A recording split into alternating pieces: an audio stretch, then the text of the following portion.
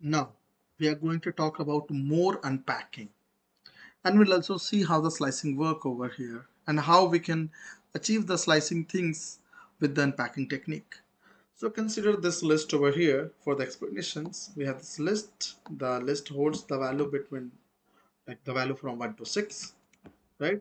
Now let's try to extract the value. So here we are extracting the first element of the list, and then the all element of the list is being stored in the b variables, and this is how we will achieve this. So here we are saying one column and then we are leaving the space, so it's like after one, so this 2 3 4 5 6 has been stored in this b variable. Let's try to print this. We can see that, right? Here we have this 2 3 4 5 6 in the b variable. We can even use the unpacking to simplify this, so we can even do this. So here we're saying this a comma b, and then for the a we'll store a0, and for the b we are saying l1 column. So this is also can be done, and again we are getting the same result over here. We can even use the star operator to achieve the same result, right? So here we're saying that a comma, then we're saying star b equal to l. This means that the first element of L will be stored in A, and then rest of this star B means this rest of the B, like rest of the element of L will be stored in the B variable. We can see the result, and this looks more elegant compared to this slicing technique. This looks more simple, right? Again, we can only use star operator only once over here, right? Now, like standard unpacking, right? So again, this extended unpacking will also work with the iterable object. So let's do with the tuple. Here we're saying a comma, and then we're saying star b equal to these values. So now we know that this is the tuple now. So this a will hold -10, and 5, 2, and 10 will hold b. So like 5, 2, and 10, these value will be held by b variables. And we are seeing this that, so if we'll run this, here we can see that. So we are not getting the result in terms of tuple, but we'll always get the result when we are using the star operator, right? We will always get the result in terms of list. Here we can also do with the string. We are saying a, and then we're saying star b. So p will be assigned to a, and these value will assign to b, and when we see the result, we can see that the result is in the form of list. Now what about the extracting the first, second, and the last element? So here we are saying that, so consider this example, like s is the Python. When we are saying a is s0, so a will hold p. When we are saying b is s1, so b will hold y. When we are saying C is 2 colon -1. So this means that THO will hold by C, and then by D will hold N. So this is how it will work, and we can see the result. So it's like PYTHO and then N, right? We can achieve the same result using the star operator. We can see that. So here we're saying that A, B, star, C, and D. This means that A will hold first element, B will hold second element, and after that rest all the element except the last element will be held by C, and then last element D will hold.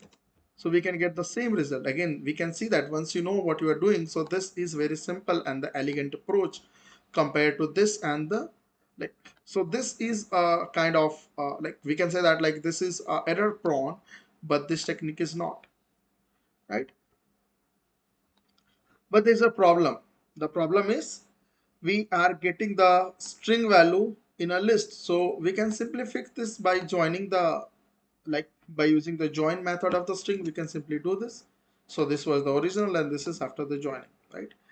Now we can even unpack the right-handed side of the assignment expression. Like over here, consider that we have this two list L1 and L2, and then we are creating a list L, but in this L we want to add all these value L1 and L2. So what we are doing is in the list only we are unpacking L1 and we are unpacking L2, right? When we do this, here we can see that L have all the value, right? Again, we can even do with the string. We have this L1 and S, and then we are unpacking all the list of like all the value of L1 and all the string, all the character of S. We can even do this, right? This also works with the unordered data type like the set and the dictionary. Like consider that this is a set now. So we have this S is these value. When we run this, we can print the value. This is the order we are getting. Again, this is the unordered. So you can get any ordering. So as we can see that the so this order is dependent on the situations, right? Now here we're saying this S is this. Now we're saying that A B star C equal to S. What is the meaning? So A will hold the first element, B will hold the second element, and all the value will hold by C. Again, when we're doing so, remember that this is unordered list. So this is not very much important when we are doing with the unordered list, because all these things is related to positions, right? So it has a very limited use.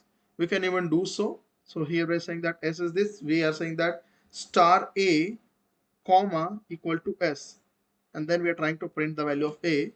This is, so we, it's like we have converted all the value to a list, right?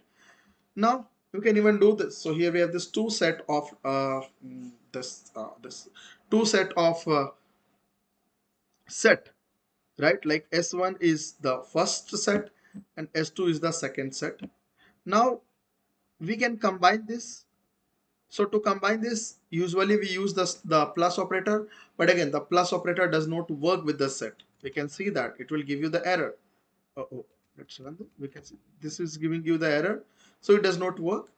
So we can use the built-in function of the union. We can check the help of set. This will give you the functionality in the set class. And here we can see that we have this union method which combine all the element of both the set or all the set. So let's use this. So here we're printing the S1, we are printing S2, and then we are saying S1 dot union S2. This will unionize the value of S1 and S2, right? Now what about joining four different set? We can even do so. So we have this four different set, right?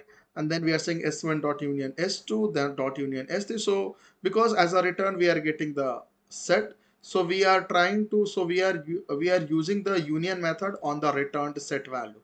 Or you can even do this S1 dot union, and then you can pass the multiple set value. You can even do this, the both will work. We can even use the unpacking method.